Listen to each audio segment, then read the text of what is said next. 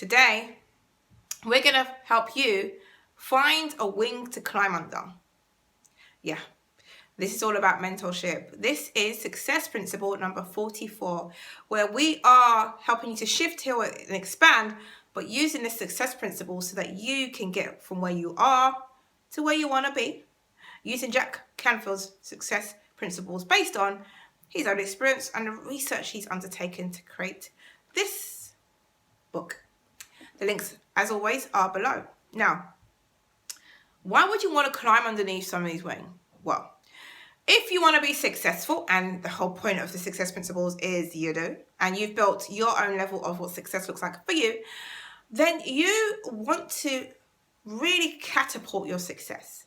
And in order for you to catapult your success, you are going to have to learn from people that have already had their own version of success. Now, this is what I'm talking about. When I say your own version of success, right? Everyone's version of success looks different. And so when you are looking at another person's success level, and they may be talking about how much impact they've made in different countries and how much touch points they've had, then that's what success looks like for them. That's what's important to them. It comes with their core values, right?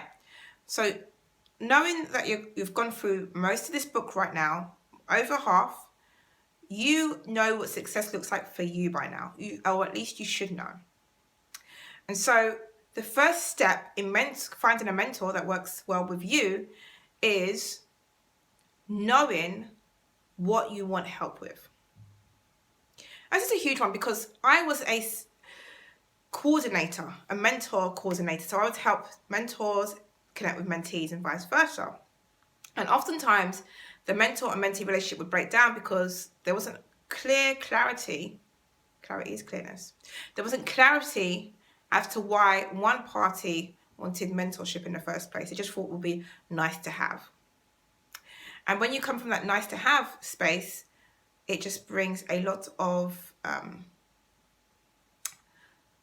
frustration, to be honest. Because you're kind of like meeting up with somebody and taking information from them that's not relevant to you. Because it's a nice to have, it's not something you need. It's almost like you're trying to fill time up. So be very clear as to why you want a mentor in the first place. What part of your life or business do you want to enhance? Because once you know that, it's going to be a heck of a lot easier to pinpoint how to find that mentor. Because then you can then look for keywords through LinkedIn. Then you can maybe look for keywords using Amazon. Because mentorship doesn't just include face-to-face conversations. If you can't necessarily have that mentoring relationship with the person because they are perhaps a multi-millionaire who's always busy and they haven't got time and capacity for you right now, you can literally go and buy one of their books where they've explained the whole process to you, but obviously it's not as personable. Or you can join one of their programs where they might be able to do a one-to-many group experience for you. The point is, you can connect with anybody to get them to be your mentor. And sometimes they don't even know that you're your mentor. That's a great thing, right? It's almost like stalking, but without the OS stuff. Anywho, so that's the biggest mistake. The biggest mistake is not being very clear as to what you want.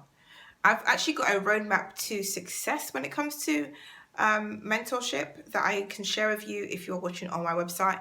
It'll be just below this video. You can opt in to get the roadmap to success, which is going to help you to just build the mentoring relationship in a way that's going to help you to move forward, really.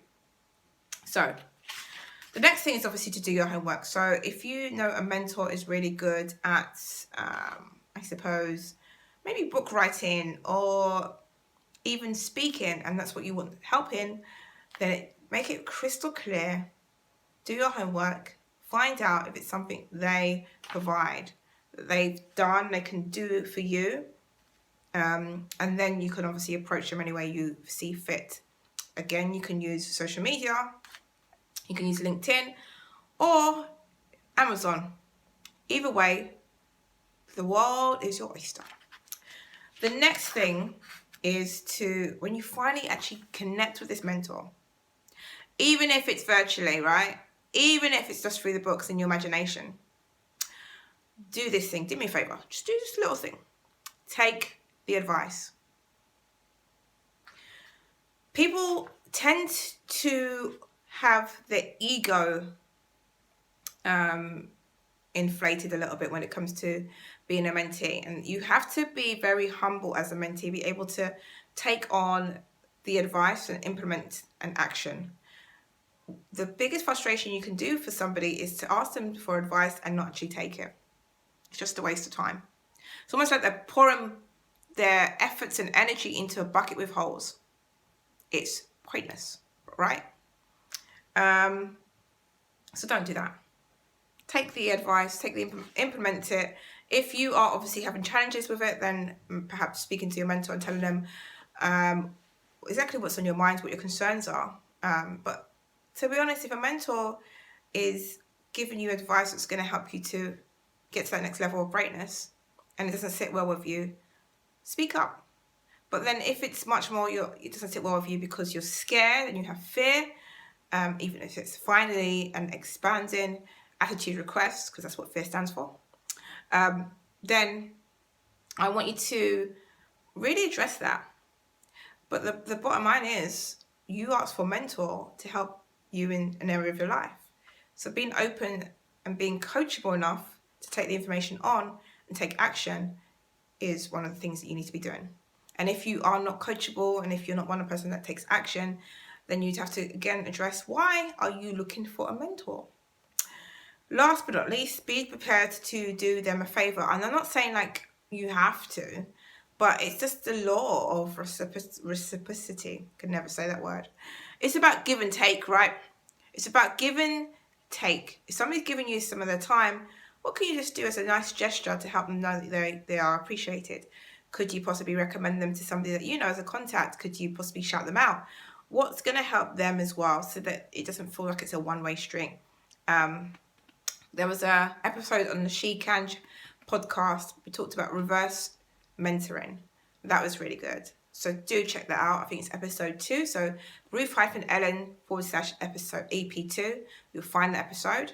Other than that, in the Success Principle, you can find the roadmap to mentoring success down below this video if you're watching it on my website. If not, then you can click the link in the description and it will take you to my website and it will show you exactly how to get that piece of information. So thank you for watching. I appreciate it. I've just finished a podcast episode off and I'm stoked to share that with you very soon. Hashtag Black Lives Matter. And it's going to help a little bit more with perhaps navigating where we're at the moment as well. So thank you for watching.